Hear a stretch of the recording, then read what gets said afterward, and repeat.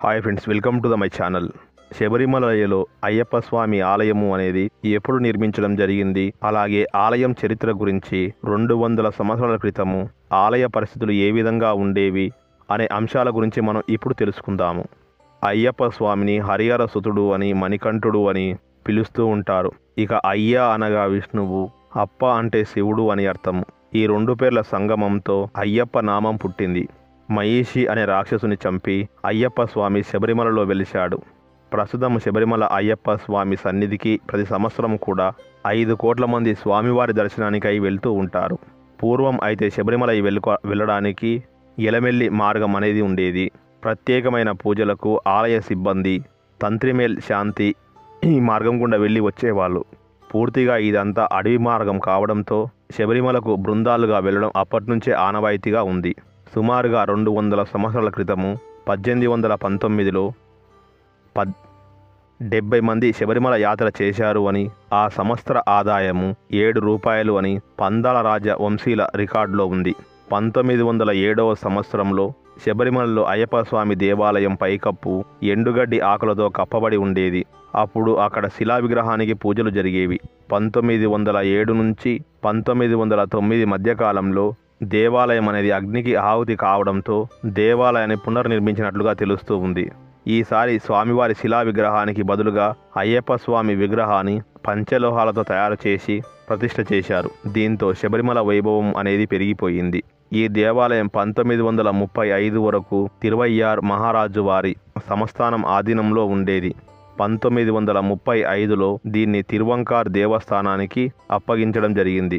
ఆ తర్వాత భక్తుల సంఖ్య గణనీయంగా పెరిగిపోవడంతో జ్యోతి దర్శనానికే కాకుండా మండల పూజకు కూడా దేవాలయాన్ని తెరవడం మొదలుపెట్టారు.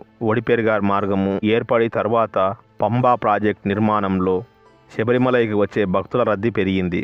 1940 సంవత్సరం నుంచి భక్తుల సంఖ్య అనూహ్యంగా పెరిగిపోవడంతో విషపంకుని ఓనమం సమయాల్లో కూడా ఆలయం తెరవడం ప్రారంభించారు. శబరిమలకి వచ్చే భక్తులు పెరగడంతో 1980 నుంచి దేవస్థానం బోర్డు వారు శ్రద్ధ తీసుకుని పంబాపై వంతెన, పంబా నుండి విద్యుత్ దీపాలు, మంచినీటి కుళాయిలు, స్వాముల విశ్రాంతి కోసం షెడ్లు నిర్మించారు.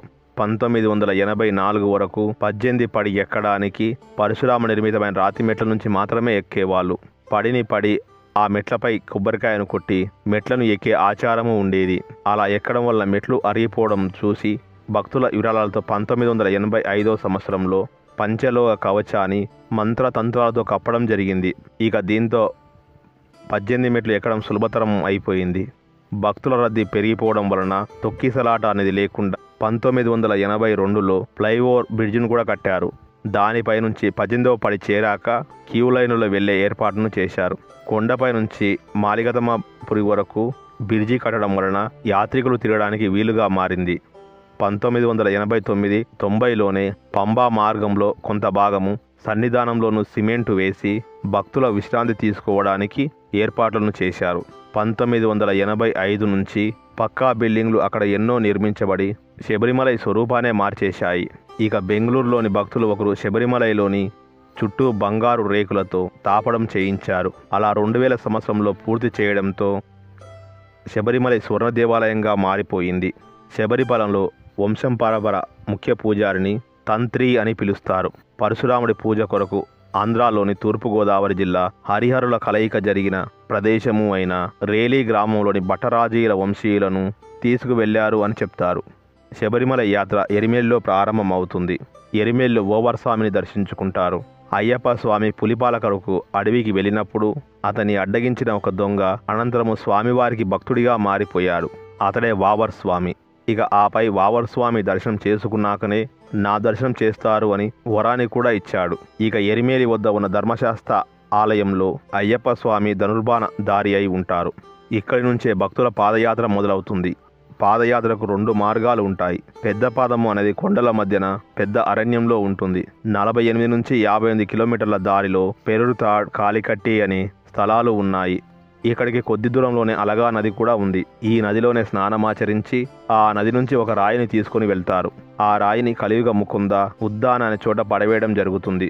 ఆ తర్వాత యాత్ర కరిమల పెరియాన పట్టణము ద్వారా పంబా నదికి చేరుకుంటుంది. అక్కడే పంబా అనే గ్రామం కూడా ఉంది. ఇక్కడ నుంచి స్వామివారి సన్నిధానానికి 7 కిలోమీటర్ల దూరము చిన్నపాద మార్గంలో బస్సులు కూడా తిరుగుతూ ఉంటాయి. బస్సులపైన పంబా నది వరకు కూడా చేరుకోవచ్చు. కానీ చివరి 7 కిలోమీటర్లు మాత్రము కాలినడకనే వెళ్ళవలసి ఉంటుంది. భక్తులు పంబా నదిలో స్నానం చేసి ఇరుముడిని తలపైన పెట్టుకొని శరణం అయ్యప్ప అంటూ నీలిమలై అనే కొండ ద్వారా ప్రయాణం చేస్తూ ఉంటారు. కన్యస్వాములు తమతో తెచ్చిన బాణాన్ని చరణ్గుత్తి అనే చోట కూర్చడం జరుగుతుంది. ఇప్పటి నుంచి అయ్యప్ప స్వామి సన్నిధానానికి 1 కిలోమీటర్ దూరం ఉంటుంది. సన్నిధానం వద్ద ఉన్న 18 మెట్లను 18 అని అంటారు. 40 రోజుల పాటు దీక్షను తీసుకుని ఇరుముడిని ధరించిన వారు మాత్రమే ఈ మెట్లను ఎక్కి అర్హతను కలిగి ఉంటారు. ఒక్కో మెట్టుకు ఒక్కో అధిష్టాన దేవత ఈ మెట్లను నమస్కరిస్తూ ఎక్కుతూ ఉంటారు. ఈ ఆలయంలో స్వామివారు కొలువైన సందర్భంగా 18 వాయిద్యాలను కూడా మోగించారట. ఇక సన్నిధానంలో అయ్యప్ప స్వామి సన్నిధానంలో కూర్చొని ఉన్న భంగిమలో దర్శనమిస్తారు. స్వామియే శరణమయ్యప్ప అని స్వామి కూర్చున్న తీరు ఆ శివలింగాన్ని తలపిస్తుంది అని, వంపి ఉన్న చెయ్యి మోహిని అవతారాన్ని తెలియజేస్తుంది అని అంటారు. ఇక అయ్యప్ప స్వామి జన్మ రహస్యం గురించి మనం ఇప్పుడు తెలుసుకుందాము.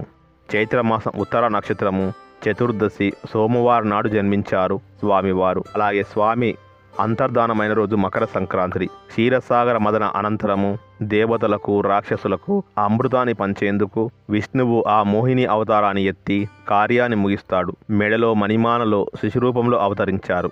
అదే సమయంలో వేట నిమిత్తం అటుగా వస్తారు పందాల రాజు. ఆయన గొప్ప శివభక్తుడు అయిన రాజశేఖరుడు సంతానం లేకుండా అల్లాడిపోతున్న తనను కరుణించి శివుడే ఆ శిశువును ప్రసాదించారు అని ఆనందంతో ఆ బిడ్డను అంతఃపురానికి తీసుకుని వెళ్తారు.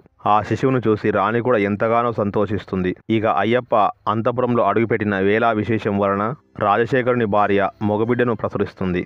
మణికంఠుని సాత్విక గుణాల వలన కొందరు అయ్యా అని, మరికొందరు అప్ప అని, మరికొందరు రెండూ కలిపి అయ్యప్ప అని పిలుస్తూ ఉండేవాళ్ళు. తగిన వయసు రాగానే రాజు కొడుకులను గురుకులానికి పంపిస్తారు. రాజగురువు అయ్యప్పను అవతార పురుషునిగా గుర్తిస్తారు. అయ్యప్ప కోరిక మేరకు అరణ్య ప్రయాణానికి కావలసినటువంటి ఏర్పాట్లన్నీ కూడా చేయిస్తారు. గురుకులంలో విద్యను అభ్యసించి వెనుకకు వచ్చి అయ్యప్పకు రాజపట్టాభిషేకం జరిపించాలని అనుకుంటారు తండ్రి. తల్లికి అది ఏమాత్రం కూడా ఇష్టం లేక తలనొప్పి అని నాటకమాడి వైద్యులతో పులిపాలు కావాలి అని అబద్ధం చెప్పిస్తుంది. అప్పుడు అయ్యప్ప నేను వెళ్ళి వస్తాను అని తల్లి కోసం పులిపాలను తీసుకొని వస్తాడు. ఇక తండ్రి ఇచ్చిన రాజ్యాన్ని తిరస్కరించి తనకు ఒక ఆలయం నిర్మించి ఇవ్వమని కోరుతాడు. అందుకు నియమం ఏమిటి అంటే తాను ఒక బాణం వదులుతాను అని, తన బాణం ఎక్కడ పడితే అక్కడ ఒక ఆలయం నిర్మించాలి అని. అలా కట్టిన ఆలయమే ఇప్పుడు శబరిమలలో ఉంది. ఇక్కడే ఆ అయ్యప్ప భక్తుల పూజలు అందుకుంటూ ఉన్నాడు. ఇక శబరిమల అయ్యప్ప ఆలయంలో పూజలు జరిపించడానికి ప్రతి సంవత్సరం కూడా మేళ శాంతిని లాటరీ ద్వారా నిర్వహిస్తారు. దేవస్థానానికి వచ్చిన దరఖాస్తుల నుంచి ఒక 10ని సెలెక్ట్ చేసి అయ్యప్ప స్వామి విగ్రహం ముందు ఉంచి ఒక చిన్న పిల్లవాడి చేత లాటరీని తీయిస్తారు. ఎవరి పేరు వస్తే వారు శబరిమలలో మేల్ శాంతిగా వ్యవహరిస్తారు. స్వామివారి ఆభరణాలను అందులో భద్రపరిచి ఉంటారు. ప్రతిరోజు కూడా జనవరి 14వ తారీఖున శబరిమలై 3 పెట్టెలలో 84 కిలోమీటర్ల అడవిలో నడుచుకుంటూ వచ్చి సమర్పించడం జరుగుతుంది. దీన్ని మోసుకురావడానికి పందాలంలో భాస్కర్ పిల్లై కుటుంబము ఉంటుంది. వీరంతా కూడా 11 మంది దీక్షలో ఉండి ఆభరణాలు శబరిమలకు మోసుకొని వస్తారు. 12వ తారీఖున బయలుదేరి మధ్యలో 2 రాత్రులు విశ్రాంతి తీసుకుని 14వ తేదీన సాయంత్రం 6 గంటలకు శబరిమల సన్నిధానాన్ని చేరుకుంటారు.